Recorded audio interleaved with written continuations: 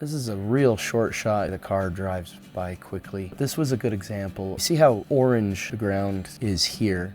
In some of the other shots, some of the ground was really light and it caused the vehicle to pop out. And so he asked if I could do that here. And so I've got a selection on just the dirt road, and you're picking up some of the tire here, and I'm also masking out the vehicle itself because it was picking up some here.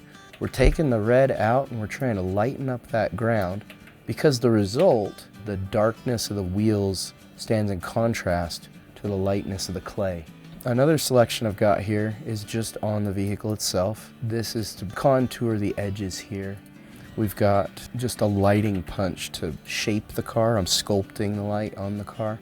This is for the whole shot, bring our focus towards the center. This one here is letting that edge fall away. Less important, focus the shot right here. This is another small selection here under the vehicle. This is just to bring it up a little bit more, punch up the highlights under the car and create more contrast and focus right there. Our eyes are drawn to light lights and dark darks. That's why this whole area back here just doesn't really sing. If I drop this selection out, you've got equal amounts of, there's some pretty dark darks there that your eye could wander over there. So I simply exaggerate the haze and it brings more depth into the image. It's not a very long shot. It blows right by. It's boom, boom.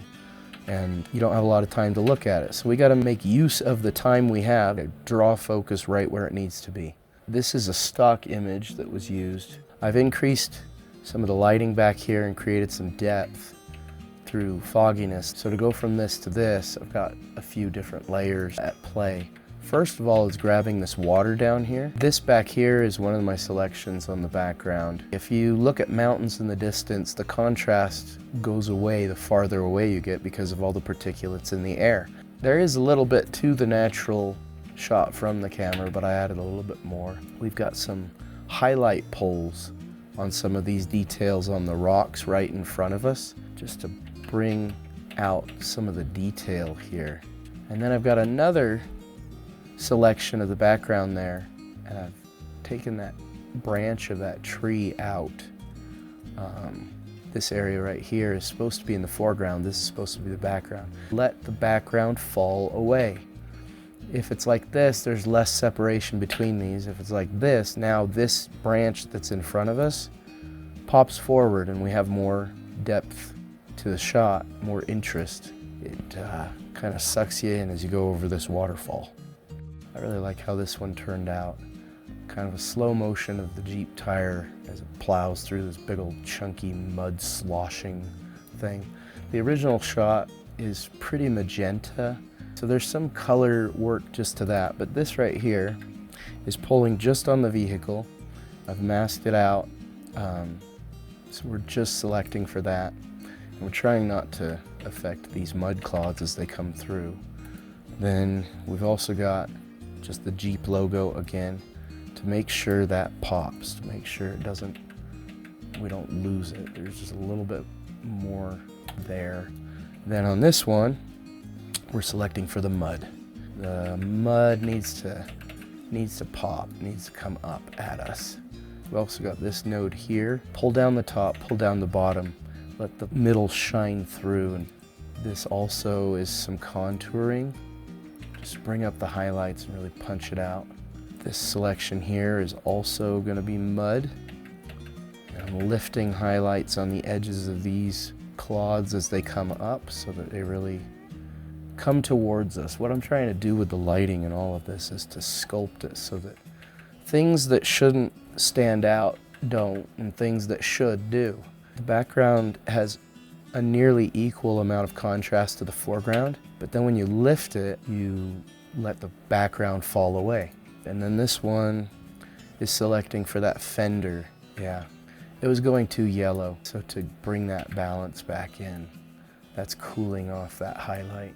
The last of all is this selection here, which you can see is cooling off more of this in-between area so that the car maintains that metallic sheen that I've got in a lot of the other shots. To go from this to this, So we've created some nice depth in this mud flying up and really a lot of impact, and we're not losing the Jeep logo and the detail in these hinges, the things that make the Jeep the Jeep.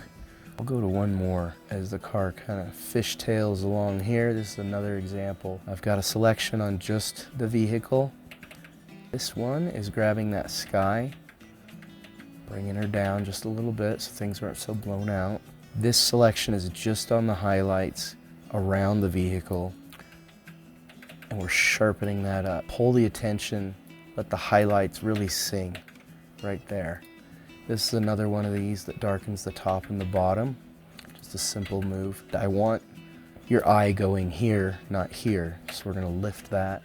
Same thing back here, we're gonna create more haze in the background that tracks along as we move so that it's hidden, otherwise it'll look like paint on the lens. And then this is to get a little bit less saturation out of that sky. It was getting a little too blue. This is the selection for the dirt road. We're trying to pull focus onto the vehicle.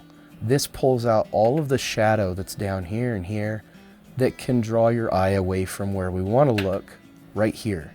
If that's not enough, we've also got this selection here. It's tracked to the background, so it moves with the camera movement. It's hidden by its movement, but it just simply lifts just slightly right here in the center, so that the finished result, instead of this, is this little bit more exaggerated, a little bit more detail-oriented. Look right here. We want our eyes going here. There's nothing falling out here with shadows that go as dark as that side window and the space between these vents on the front end. I work with some passionate people who are passionate about creating images, and my work has to highlight what they've done on set and make sure that the message of what they're shooting is getting across. Make sure the focus is pulled, especially in these ads, that your eye goes where it should go immediately without delay, because so many clips in a commercial are very short. You've only got a small amount of time to get people looking where they should look and to notice the details they should notice and not focus on the stuff they shouldn't be. So anyway, that's a little breakdown video.